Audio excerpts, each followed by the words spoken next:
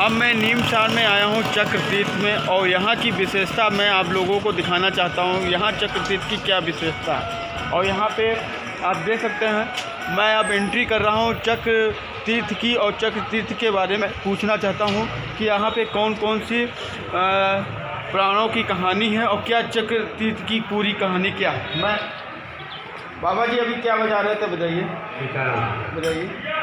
आप देख सकते हैं यहाँ पर चक्र तीर्थ में बैठते हैं, इनकी धुन बाणी सुनते हैं। ये आप देख सकते हैं चक्र तीर्थ का नाम है, तो यहाँ पर चक्र बना है, आप देख सकते हैं। और यहीं पर हम अपने पूर्वजों और बूढ़े बालों से पूछना चाहते हैं चक्र तीर्थ के बारे में क्या जानकारी देना चाहते हैं। और आप देख सकते हैं यहाँ पे काफ़ी दूर दूर से लोग आते हैं, आप देख रहे हैं। जैसे यहाँ पे आचार्य जी हैं, मैं उनसे भी पूरी जानकारी लेना चाहता हूँ इस चक्र तीर्थ के बारे में। और आपको जो है यहाँ पे दूर दूर से लोग आते हैं इस चक्र तीर्थ में, और यहाँ पर जो आचार्य जी हैं वो इस चक्र तीर्थ में हैं। मैं उनसे पूछना चाहता हूँ, सर यहाँ का चक्र तीर्थ कितना पुराना है और क्या? ये नैमिषारण्य जो है चक्रकुंड, ये सतयुग का तीर्थ है। हमारे पुराण में आया है कि सतयुगे नैमिषारण्य, त्रेतायाम से पुष्करे। सतयुग में नैमिषारण्य तीर्थ है, त्रेता में पुष्कर हुआ, द्वापरे कुरुक्षेत्रे। द्वापर में कुरुक्षेत्र की महिमा हुई जो राजस्थान में है। कलगंगा परिवर्तते, कलिकाल में गंगा ही तीर्थ हैं। ये नैमिषारण्य जो है मानव सृष्टि का उद्गम स्थल है। यहाँ पर स्वयंभू रानी शत्रुपा मनु ने 30,000 वर्ष तपस्या किया। सबसे पहले पुरुष महाराज मनु हुए, और वो भी माता के गर्भ से नहीं हुए। भगवान ब्रह्मा के दाहिने अंग से महाराज मनु प्रकट हुए और बाएं अंग से रानी शत्रुपा प्रकट हुई। तो भगवान से बोले हमारे लिए आदेश किया है। तो ब्रह्मा जी ने कहा आप प्रजा की वृद्धि करिए, सृष्टि के कार्य को आगे बढ़ाइए। तो उनके देवहूति, प्रसूति आदि कन्याएं हुई। उत्तान पाद ऐसे राजा हुए उनके।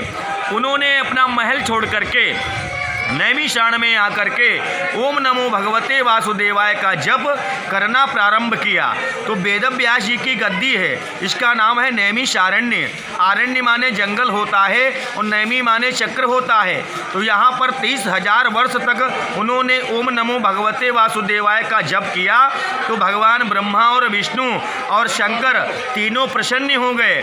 उन्होंने कहा आप वरदान मांगो, राजन मैं प्रसन्न हूँ। तो उन्होंने कहा हमारे पास सब कुछ है प्रभु, यदि आप कुछ देना चाहते हो तो त्रिवाचु कीजिए, सौगंध आप खाइए कि जो आप हम आपसे मांगेंगे वही वर हमें प्रदान होगा।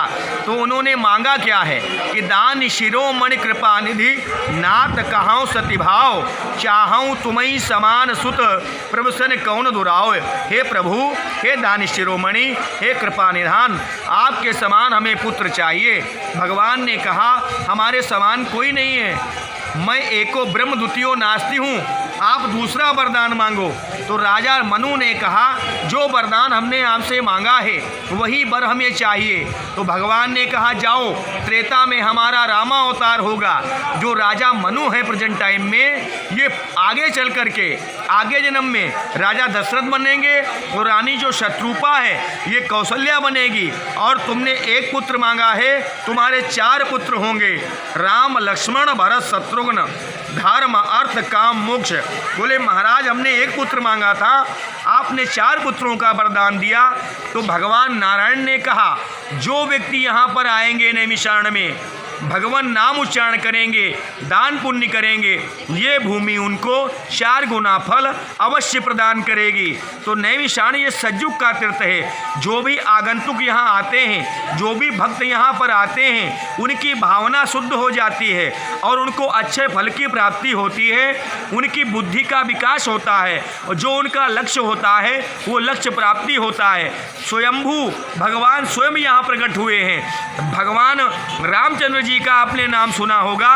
रावण को मार करके ब्रह्म हत्या के दोष के निवारण के लिए इसी नैमिषारण्य तीर्थ में भगवान राम आए थे और स्नान किए थे। तो उनको जो ब्रह्म दोष लग गया था, रावण जो है ब्राह्मण था, भगवान क्षत्रिय थे, तो भगवान ने उसका वध किया। पृथ्वी पर भार बहुत बढ़ गया था। विश्व कल्याण के लिए रावण का वध करना जरूरी था। इसीलिए भगवान ने अपने दोस्त की मुक्ति के लिए इस पावन नैमिषारण्य तीर्थ में आकर के स्नान किया और दोस्त से मुक्ति मिली। नैमिषारण्य बहुत पावन तीर्थ है। गोस्वामी तुलसीदास जी ने रामायण में लिखा है कि तीर्थ वर नैमिष विख्याता। ये तीर्थों में वर है, वर माने दूल्हा होता है, और नैमिष विख्याता, ये नैमिष नाम से विख्यात है और अति पुनीत साधक श्रीदाता। पृथ्वी पर जितने भी तीर्थ हैं वो पुनीत है, लेकिन गोस्वामी महाराज जी ने यहाँ पर लिखा है अति पुनीत साधक सिद्धाता।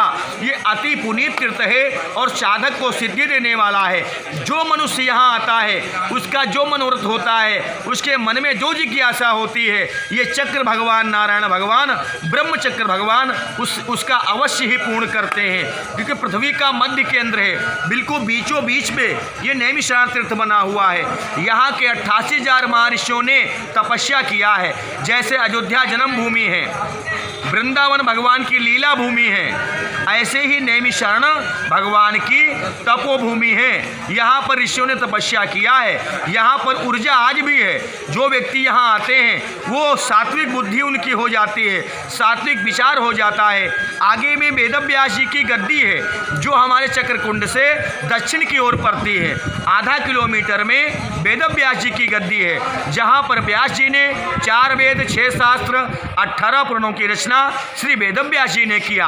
वेदव्यास जी पाराशर के पुत्र और वेदव्यास जी के पुत्र सुखदेव जी, जिन्होंने राजा परीक्षित को शुक्रताल में श्रीमद् भागवत कथा का रसस्वादन कराया।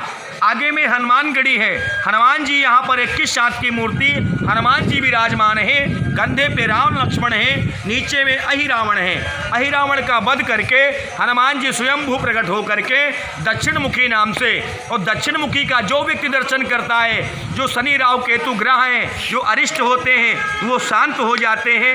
उनको मन अनुकूलन फल की प्राप्ति होती है और उनका मंगल ही मंगल जीवन में होता रहता है। चक्र तीर्थ पर विराजमान चक्र भगवान के सम्मुख श्री भूतेश्वरनाथ महादेव मंदिर है, जो 88,000 महर्षियों के कोतवाल हैं। बाबा भूतेश्वरनाथ जी आँख मुँह नेत्र की मूर्ति है। ये दिन भरे में 3 रूप बदलते हैं। जब आप प्रातः इनका दर्शन करोगे तो फेस आपको बाल रूप में मिलेगा, जिसे बालक का मुख होता है। आप यही आफ्टर में 12 बजे दर्शन करोगे तो भगवान की अवस्था क्रोधित लगेगी, जैसे आँखें उनकी बड़ी हो गई हों। यही आप मूर्ति का शाम कालीन में, शाम को या 6 बजे आप दर्शन करोगे तो ये दयालु रूप में आपको मिलेंगे। क्योंकि भगवान शिव की जो मूर्तियाँ होती हैं वो लिंगाकार की होती हैं, और यहाँ पर आँख मुँह नेत्र की मूर्ति है। ये 88,000 महर्षियों के कोतवाल बाबा भूतेश्वरनाथ जी हैं। तो नैमिषारण्य की बखान हर पुराण में जो सत्यनारायण की कथा आप घर पे सुनते हो, उसमें पहला अध्याय आता है कि एकदा नैमिषारण्य ऋषयस्य उनकादयः परपुच्छो मुनिया सर्वे सूतम पौराणिकम खलु।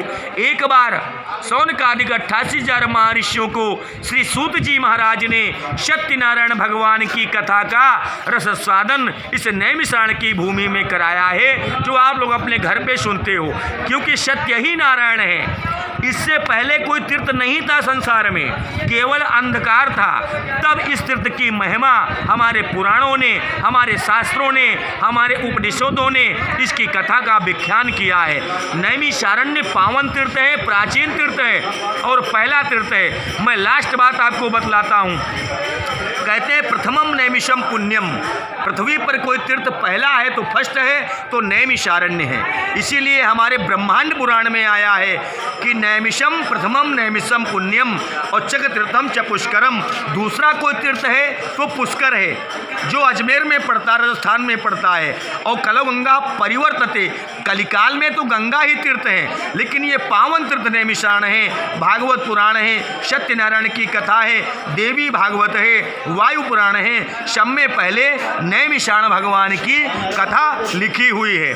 और सभी का कल्याण हो, हमारी यही आस्था है कि आप सभी लोग आकर के नैमिषारण्य का दर्शन कीजिए और दर्शन का लाभ उठाइए, अपने जीवन को कृतार्थ कीजिए। जय श्री राम। नन्हे तिवारी, नैमिष धाम। अभी आप बात हो रही थी आचार्य जी ने पूरा चक्रतीर्थ के बारे में बताया कि चक्रतीर्थ में कितना पुराण है और कितने प्रसिद्ध है और कितना पुराना मंदिर हो, कितने इसमें क्या कहानी है। सारी कहानी आपको स्वामी जी ने बताई। जैसे आप देख रहे हैं ये चक्रतीर्थ है, इसके बारे में आचार्य जी बता रहे थे। आप देख सकते हैं इसमें काफ़ी देवता और काफ़ी ऋषि मुनि ने तपस्या की है इस चक्रतीर्थ में। जैसे आप देख रहे हैं इस चक्रतीर्थ की कहानी बहुत ही पुरानी है। यहाँ पे काफ़ी देवता और ऋषि मुनि ने यहाँ जाप किया और काफ़ी लोगों ने यहाँ पे जैसे बताया कि सबसे पहला जो भी है नीम सार में ही आके आपकी पूरे विचार, आपकी शुद्धिकरण सब यहाँ से शुद्ध होगी। मैं नरेंद्र कुमार होती नीम सार, कैमरामैन सुरो मिश्रा के साथ। जय हिंद।